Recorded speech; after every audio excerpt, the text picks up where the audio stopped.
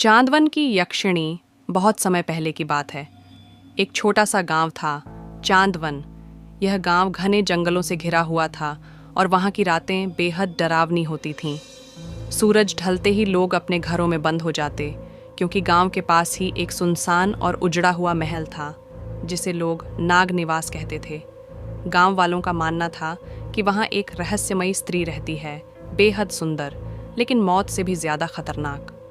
उसका नाम था यक्षिणी चंद्रिका। कहते हैं चंद्रिका कभी एक सुंदर राजकुमारी थी। उसे अपनी सुंदरता पर घमंड था और वह चाहती थी कि वह हमेशा जवान और अमर बनी रहे।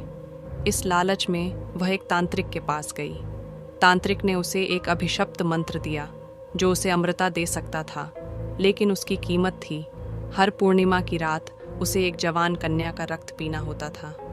हर पूर्णिमा को चंद्रिका सफ़ेद साड़ी पहनकर चंदन और चमेली की सुगंध लिए गांव की ओर निकलती।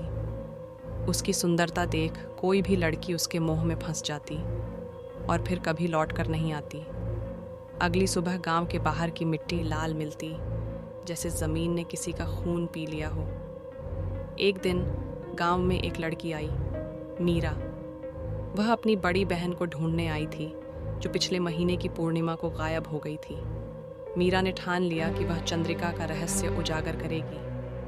अगली पूर्णिमा की रात मीरा ने सफ़ेद साड़ी पहनी, खुद को सजाया और उस उजड़े महल की ओर चल दी। लेकिन इस बार वह तैयार थी।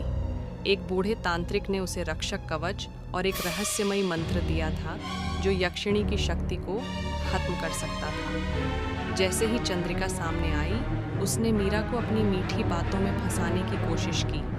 लेकिन जैसे ही उसने मीरा का खून पीने की कोशिश की, उसका चेहरा पिघलने लगा, उसकी त्वचा जलने लगी।